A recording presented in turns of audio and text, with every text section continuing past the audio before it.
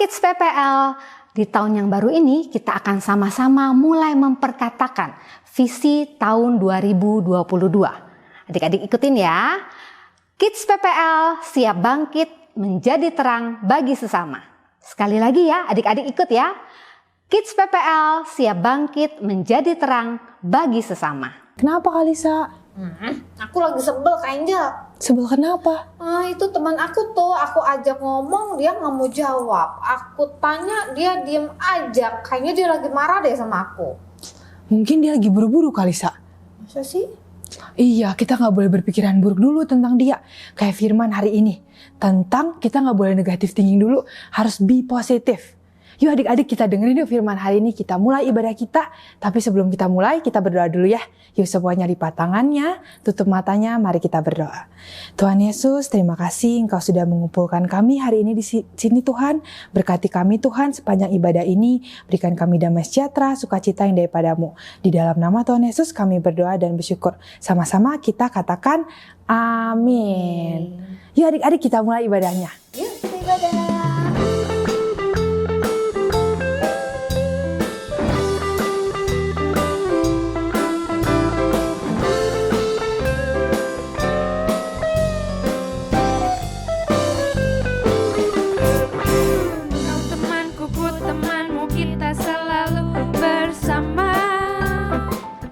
Seperti mentega dengan roti.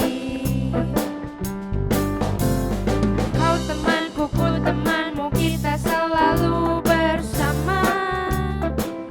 Seperti celana dengan baju. Ku akan selalu mendukungmu, mendorongmu terus maju. Dan bila kau sedih, ku akan memelukmu dengan kasih. Kau temanku, ku temanmu, kita selalu bersama. Seperti mentega dengan roti. Ku akan selalu mendukungmu, mendorongmu terus maju. Dan bila kau sedih, ku akan memelukmu dengan kasih. Kau temanku, ku temanmu, kita selalu bersama. Seperti mentega dengan roti. Seperti mentega dengan roti. Seperti celana dengan baju. Adik-adik, kita percaya Tuhan kita telah mati untuk kita dan telah menang melawan dosa kita. Mari kita sama-sama nyanyikan lagu ini ya.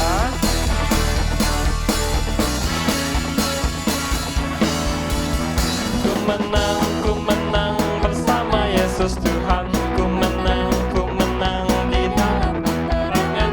Ku menang atas segala setan. Haleluya, haleluya, ku menang. Haleluya, dia bangkit. Haleluya, dia hidup. Haleluya, dia naik. Roh Kudus turun.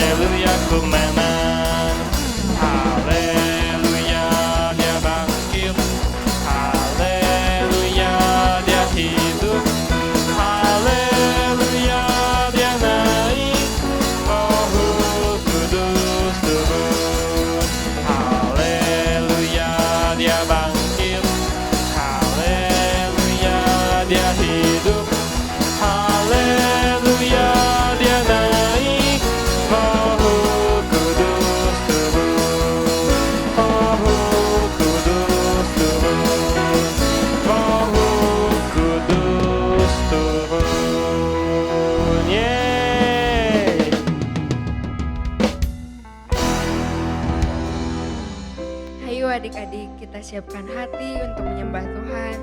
Tutup matanya, lipat tangannya, dan nyanyikan lagu ini lebih sungguh-sungguh lagi ya. Bapa,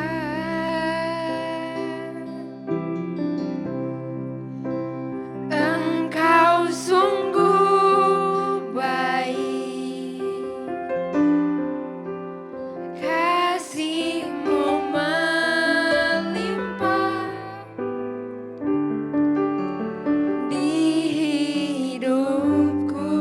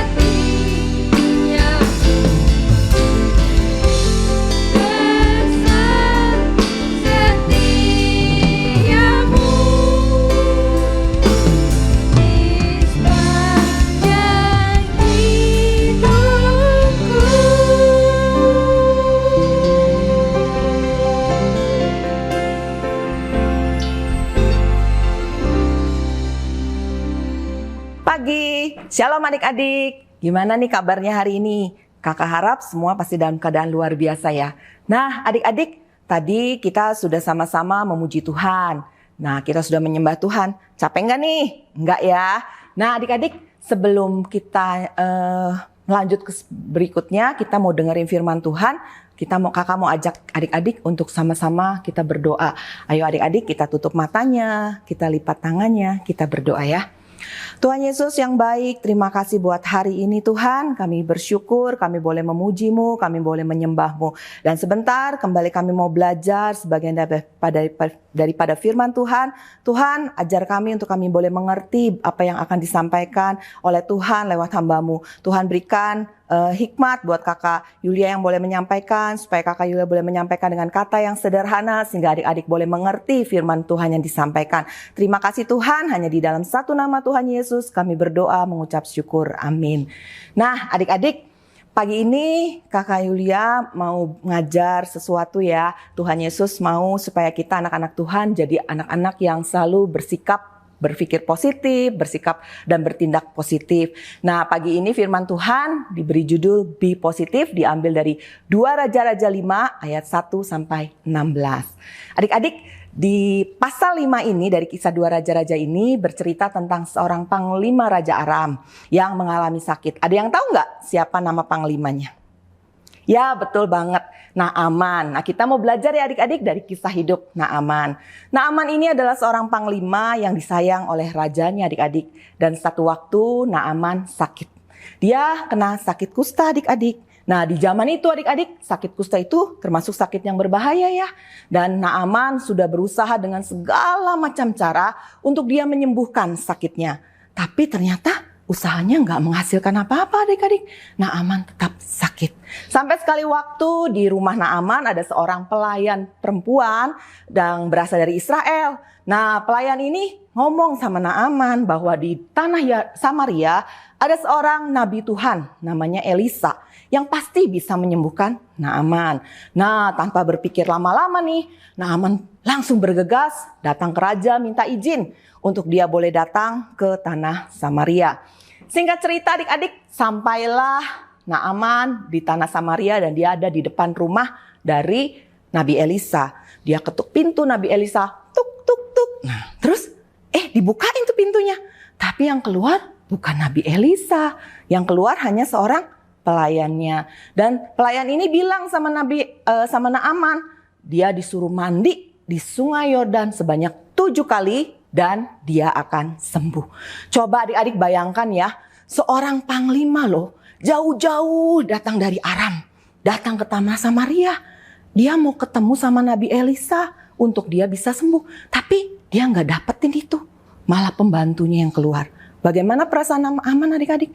Dia marah, dia kecewa banget. Nah dia sampai bilang gini, seharusnya Nabi itu keluar. Dia datang, dia berdoa, angkat tangannya sama Tuhan.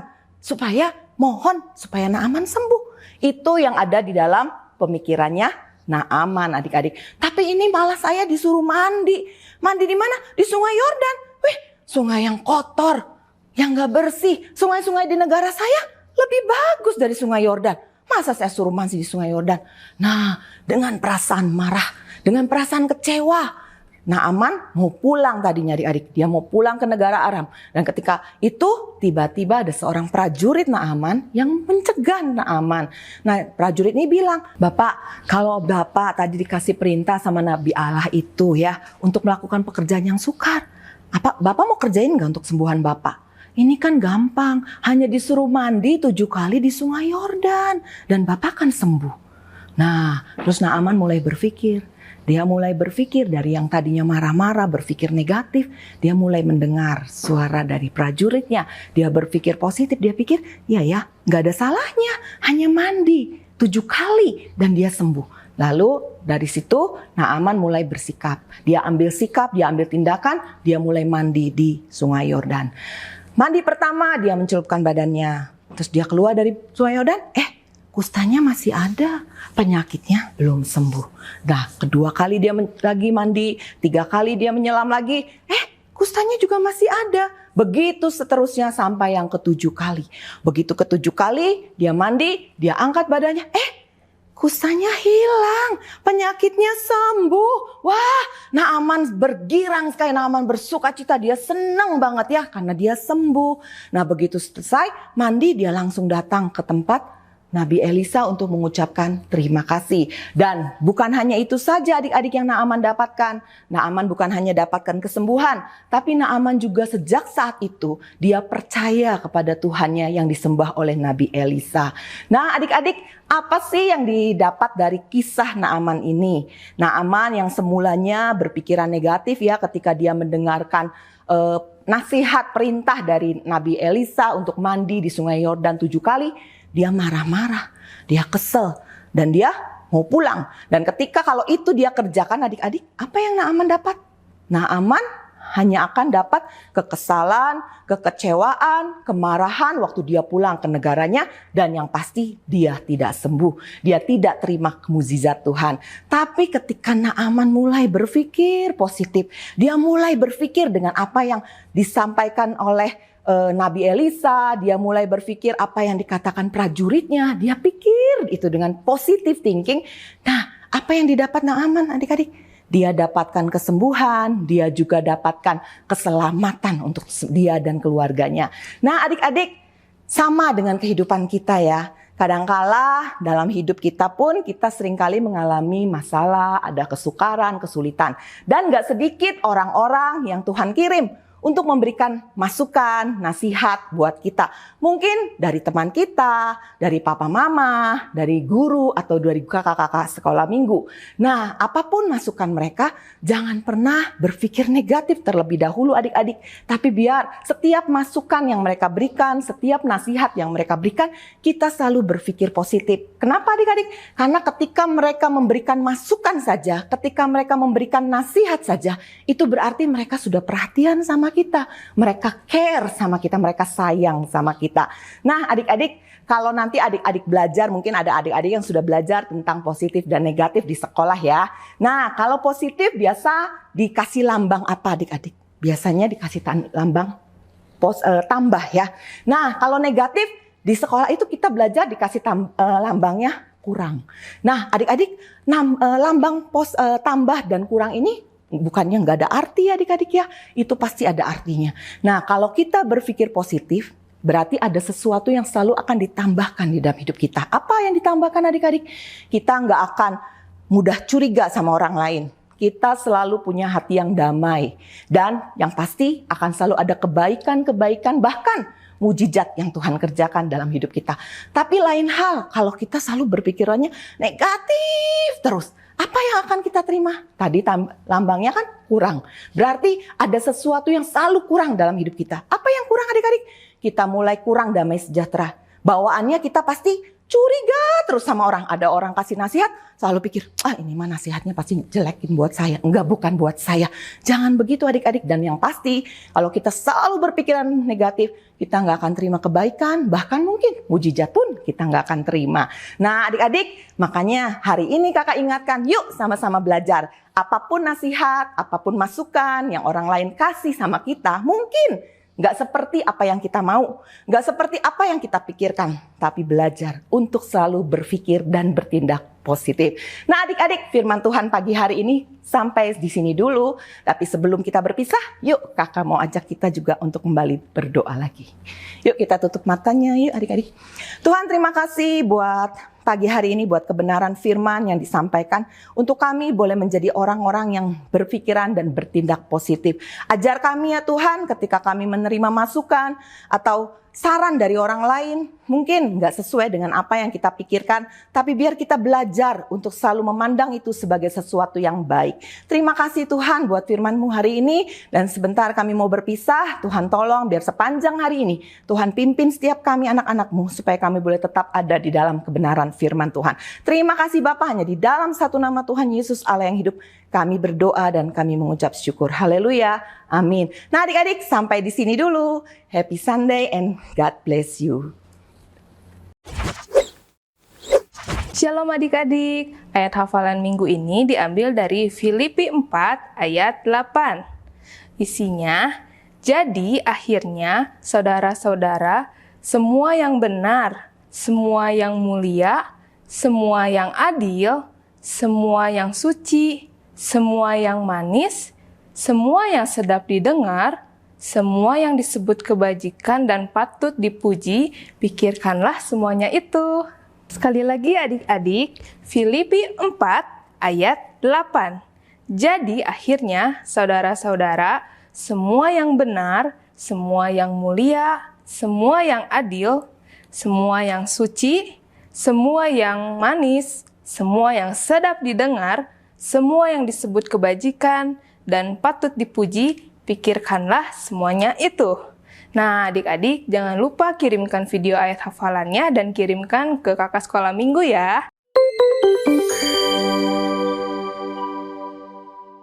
Welcome back kids in Bible Science. Kali ini Profesor mau bikin percobaan lagi yang baru, melanjutkan dari kisahnya Naaman yang tadi sudah dijelaskan oleh Kak Yulia.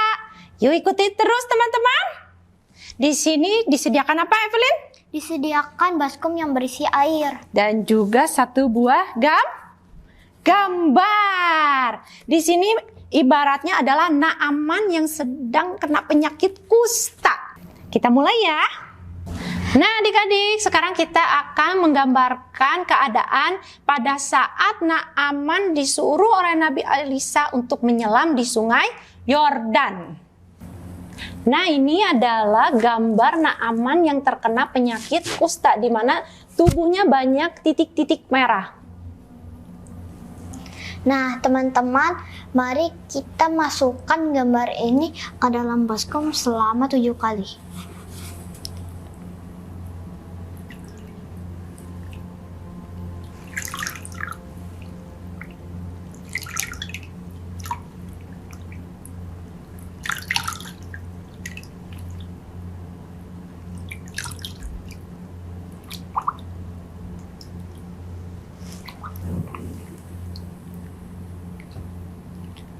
Wow, titik merahnya hilang teman-teman. Nah, begitu juga apa yang terjadi pada saat Naaman menyelam di sungai Yordan. Dia sembuh dari penyakit kustanya. Nah, adik-adik, tadi lihat bukan percobaannya bagaimana kertas tisu yang banyak titik merahnya di gambar bentuk orang itu bisa hilang. Nah, coba kalau saat itu Naaman punya pikiran yang negatif, dia tidak mau mengikuti apa yang diinstruksikan oleh Nabi Elisa, mungkin dia tidak akan sembuh. Keluarganya juga mungkin tidak akan mengenal Tuhan Yesus. Tapi karena Naaman mengambil keputusan yang tepat, dia punya pemikiran yang positif, dia percaya, akhirnya dia sembuh dari penyakit kustanya. Padahal itu mustahil. Nah, begitu juga dengan keluarganya. Akhirnya semua keluarganya menjadi mengenal Tuhan Yesus. Adik-adik juga harus mencontoh dari sikap Naaman saat dia mendapatkan masukan mungkin dari orang yang sebelumnya dia tidak pernah kenal ya. Tapi dia mau mengambil dari sisi positifnya, dia mau melakukannya. Dan dia percaya kepada Tuhan bangsa Israel, Tuhan yang kita percaya. Karena Tuhan kita itu adalah Tuhan yang luar biasa. Jadi dalam segala tindakan adik-adik, dalam segala kehidupan adik-adik haruslah selalu berpikiran positif, terutama ketika adik-adik sedang mengalami masalah. Nah, kita ketemu lagi di percobaan kita lain waktu. God bless you and happy Sunday. Dah.